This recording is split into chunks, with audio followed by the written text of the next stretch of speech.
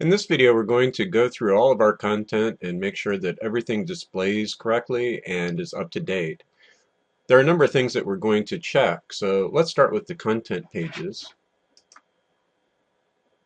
Now, if you go to the table of contents, you can see an outline of all the resources in the course, and you can definitely access each one through these links, but it's even more convenient to just start at the first one and then to use this next button to step through each one at a time. So what I'm going to be doing is going through and just reviewing all the content, making sure there's no references to Robert Redford anywhere, any other gotchas along those lines, and just looking at the pages themselves and making sure they're all formatted correctly and working fine. So everything here looks good. Let's go to the next page. And course prep. Now I'm actually going to jump ahead because we know that the course prep is okay. So let me just go to the course information. So this is the first module that the student will actually see. And course information looks fine. Okay, so instructor information we're definitely going to need to change. And we can do that by selecting Edit from the drop-down menu. And let's just go and edit some of this. So we'll change Robert Redford to mark.goodman. And we'll change the email address to my email address. So whatever office hours are appropriate, I'm actually Monday, Wednesday from 2 to 4 p.m. So let's do 2 p.m. to 4 p.m. And all of this stuff is really going to have to change. Mark Goodman. So you're going to want to write something about yourself. And what you choose to write has a lot to do with your personal teaching style and the relationship that you want to form with your students. Let me show you an example from my course, what I have. And under my course information, I have a Instructor Introduction. So I want to just point out a few things about this Instructor Introduction. So I have a picture of myself, and this picture is actually carefully selected.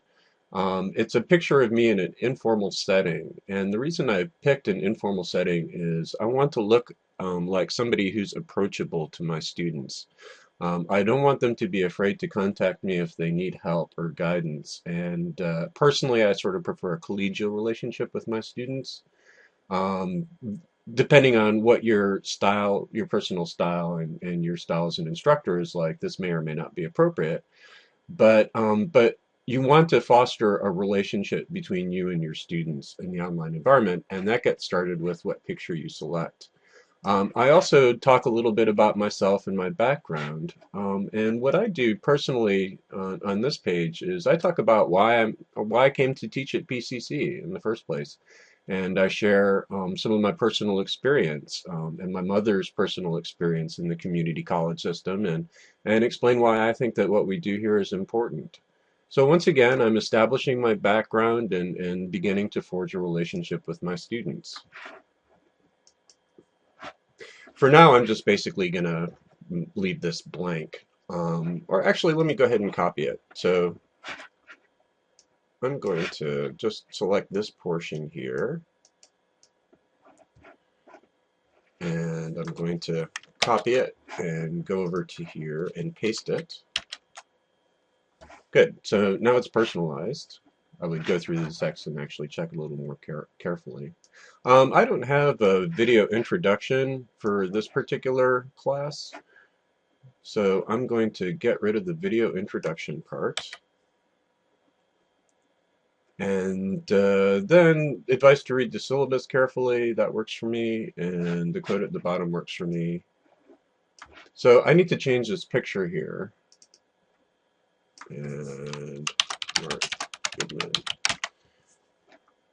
So I want to replace this picture with my picture, so I'm just going to start by deleting the existing picture. And then under the tools, there's an insert image tool. So click on that. And I happen to have a copy of the same profile picture that I use on my site in my pictures folder. And this has already been scaled down to be relatively small. Let's see how big it is.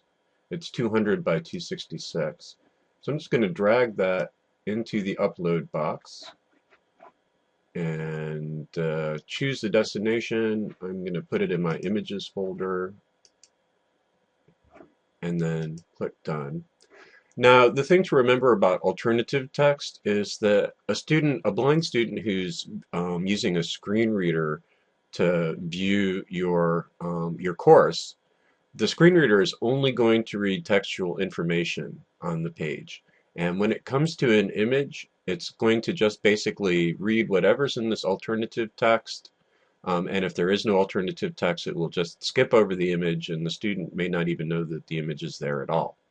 So if the image is decorative, like just a picture to make the page look nicer that doesn't actually add any meaning to the page, then you don't really need to have alternative text on it. You can just leave that blank because the student won't be losing any important information.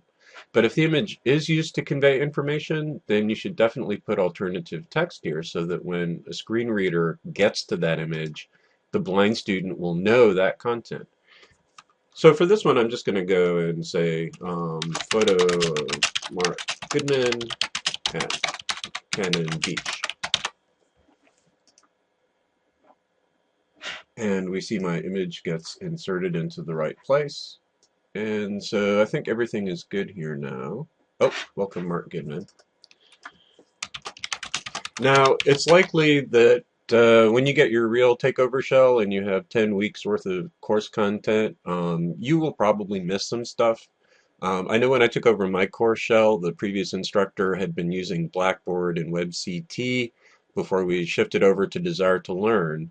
And he had corrected some of the references to WebCT and Blackboard in the course, but there were lots of them that were just sort of buried in the instructional material.